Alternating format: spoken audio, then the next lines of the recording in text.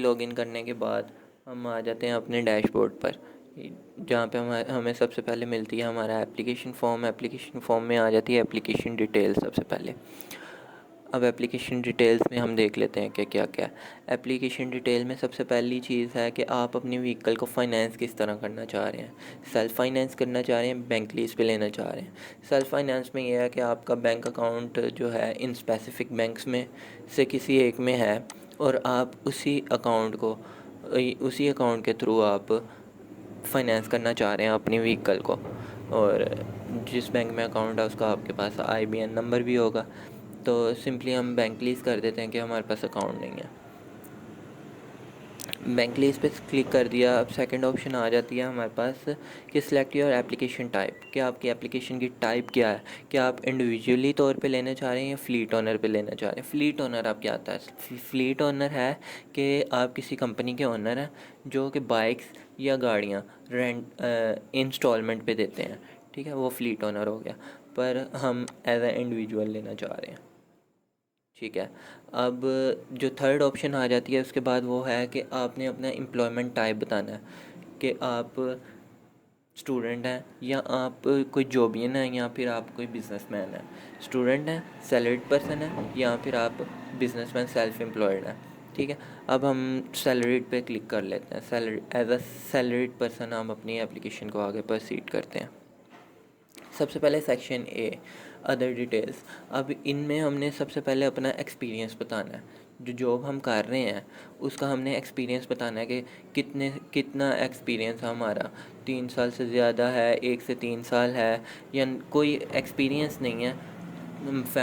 लेकिन family background था तो हमने ये बिज़नेस को चूज़ किया। और या फिर अनरिलेटेड वर्क एक्सपीरियंस है कि हमारा जो एक्सपीरियंस है वो हमारी जॉब के साथ रिलेट नहीं करता है। और ये ऑप्शन तो आप ना ही सिलेक्ट करें तो बेहतर रहेगा। उसके बाद आपका मैरिटल स्टेटस क्या है, सिंगल है, मैरिड एंड डिवोर्स्ड है या विडोड है। अगर तो आप मैरिड हैं, ठीक है, मैरिड हैं तो आपके पास यहाँ पे नंबर ऑफ़ डिपेंडेंट की ऑप्शन आती है। और अगर आप सिंगल हैं ना, तो सिंगल में वो ऑप्शन ख़त्म हो जाती है, बस सेकेंडरी मोबाइल नंबर देना होता है। तो हम इसको प्रोसीड करते हैं as a married person. As a married person करेंगे प्रोसीड, तो नंबर ऑफ़ डिपेंडेंट हमने बताने हैं कि हमारे फैमिली मेम्बर कितने हैं जो हमारे ऊपर डिपेंड कर रहे हैं, 1 2 3 4 5 जितने भी हैं, तो और अपना सेकेंडरी मोबाइल नंबर दे देना। उसके बाद आ जाए सेक्शन बी। सेक्शन बी है व्हीकल की डिटेल, कि आपने कौन सी व्हीकल लेना चाह रहे हैं। आप स्कीम के ज़रिए से ना आप कौन सी व्हीकल लेना चाह रहे हैं उसकी डिटेल्स देनी है। उसमें सबसे पहले हमने सेलेक्ट कर लेंगे कि 2 व्हीलर लेना चाहें, 3 व्हीलर। 2 व्हीलर पे क्लिक कर लेते हैं। अब कंपनी का नेम और उसके बाद मॉडल नंबर। कंपनी नेम और मॉडल नंबर हमें यहाँ से भी पता लग सकता है। और जो हमने स्टार्ट में बताया था, अगर हम इस पैनल पे, साइड पैनल पे क्लिक करते हैं इलेक्ट्रिक व्हीकल पे, तो हमारे पास वही वाला पेज ओपन हो जाता है जिसके ऊपर इलेक्ट्रिक व्हीकल की सारी डिटेल्स हैं जो स्टार्ट में चेक किया था। अब यहाँ से देख लेना कि कौन सी पसंद आती है।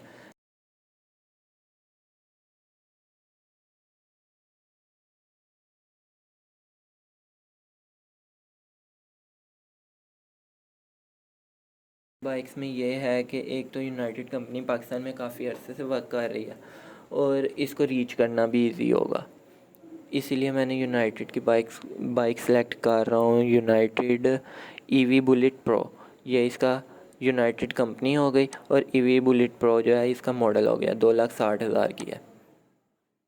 यहाँ से हमने कंपनी सेलेक्ट कर ली यूनाइटेड, और EV बुलेट प्रो 2,60,000, ठीक है। अब व्हीकल का यूजेज भी बताना है कि हम व्हीकल यूज़ करें तो यहाँ पे पर्सनल यूज़ ही करें तो ज़्यादा बेहतर रहेगा। उसके बाद यहाँ से हम डायरेक्टली जो वो ब्राउज़र था ना, इस पेज पे जो ब्राउज़र है इसको हम यहाँ से भी एक्सेस कर पाएंगे। उसके बाद आता था choose of bank for loan. हमने बैंक चूज़ करना है कि लोन के लिए। साइड पैनल में अगर हम इस बटन पे क्लिक करेंगे तो भी हमारे पास पार्टनर बैंक आ जाएंगे कि कौन कौन सा बैंक है इस स्कीम के साथ पार्टनर कर रहा, और सिंपली हम ड्रॉप डाउन करेंगे तो यहाँ पे सारे आ जाएंगे। मैं simply bank of Punjab select कर रहा हूँ। ये डाउनलोड लोन कैलकुलेशन की ऑप्शन तो है पर ये वर्क नहीं सही करती है। एक एक्सेल शीट खुल जाती है इसमें, पर उसके ऊपर डिटेल सही से नहीं है। वो आपको जब लकी ड्रॉ हो जाएगा, नाम आ जाएगा, तो उसके बाद डिटेल सारी खुद ही सामने आ जाएंगी कि कितना इंस्टॉलमेंट प्लान बन रहा है, कितनी डाउन पेमेंट पे करनी है। उसके बाद आ जाता है सेक्शन डी। सेक्शन डी में है हमारी इनकम डिटेल्स। इनकम डिटेल्स में सबसे पहले इनकम डिटेल्स, ये वो वाली इनकम डिटेल्स हैं जिसमें हमने बताना है उन्हें कि हमारे पास कितनी मंथली सैलरी आ रही है और हम उस सैलरी के अंदर अपनी इंस्टॉलमेंट को पे कर भी पाएंगे या नहीं कर पाएंगे। इसलिए वो हमारे से मांग रहे हैं इलेक्ट्रिसिटी का बिल का रेफरेंस नंबर। यहाँ पे रेफरेंस नंबर दे देना इलेक्ट्रिसिटी बिल का। उसके बाद हमने बताना है कि हम जॉइंट रेजिडेंसी में रह रहे हैं या फिर जॉइंट नहीं है, इंडिविजुअली रह रहे हैं। जो जॉइंट रेजिडेंसी पे सिलेक्ट अगर येस करते हैं तो हमारा बिल पेमेंट में शेयर पूछेंगे वो, कि कितने परसेंट बिल, आप टोटल बिल जो आ रहा है उसमें से कितने परसेंट आप बिल पे कर रहे हैं। तो हम सिंपली इसे नो कर देते हैं।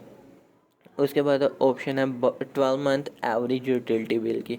जो यूटिलिटी बिल है हमारा, उसके ऊपर जो 12 मंथ का रिकॉर्ड है ऊपर साइड पैनल पे, बिल के जो साइड पे पैनल है उसमें जो रिकॉर्ड है 12 मंथ का, उसको प्लस करना और 12 पे डिवाइड करेंगे तो हमारे पास एवरेज बिल आ जाएगा। एवरेज बिल आएगा वो, उसको यहाँ पे मेंशन कर देना है। उसके बाद मंथली एजुकेशनल एक्सपेंस। अब हमने ऊपर सैलरीड पर्सन सेलेक्ट किया, स्टूडेंट तो किया नहीं, तो यहाँ पे सिंपली आ जाएगा 0। उसके बाद हमारी मंथली सैलरी कितनी है।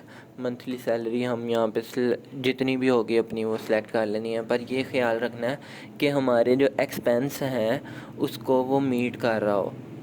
ये ना हो कि हमने बहुत कम लिख दी हो और बहुत कम लिखने की वजह से हमारा जो कैलकुलेशन हो इंस्टॉलमेंट पेमेंट की, उसमें हम नॉट एलिजिबल हो जाएं। उसके बाद आ जाए रेंटल रेजिडेंसी, के हम रेंट के घर पे रह रहे हैं या अपना घर है। अगर रेंट के घर पे है तो मंथली रेंट और उसका शेयर बताना पड़ेगा, कितने परसेंट रेंट हम पे करते हैं अपनी पॉकेट में से, या अगर शेयर पे हैं या कम्प्लीटली खुद ही पे कर रहे हैं, तो इसको हम सिंपली नो कर देते हैं। उसके बाद आ जाता है रेफरेंसेस। यहाँ पे हमने 2 रेफरेंस देने हैं, रेफरेंस 1 और रेफरेंस 2। ये कोई भी बंदा हो सकता है रेफरेंस के तौर पे। आपका ब्लड रिलेशन भी हो सकता है, father mother brother sister spouse wife या हस्बैंड जो भी हो, या फिर अदर कोई आप थर्ड पर्सन है वो भी आपका रेफरेंस बन सकता है। उसकी डिटेल्स यहाँ पे मेंशन करनी है। उसका फुल नेम आ जाएगा, उसका मोबाइल नंबर आ जाएगा, CNIC नंबर आ जाएगा, CNIC की इशुएंस डेट और एक्सपायरी डेट, दोनों रेफरेंस नंबर को फिल करना है। उसके बाद हमने सिंपली नेक्स्ट के बटन को क्लिक करना है। नेक्स्ट के बटन को क्लिक करेंगे तो हमारे पास डॉक्यूमेंटेशन वाला पैनल खुल जाएगा।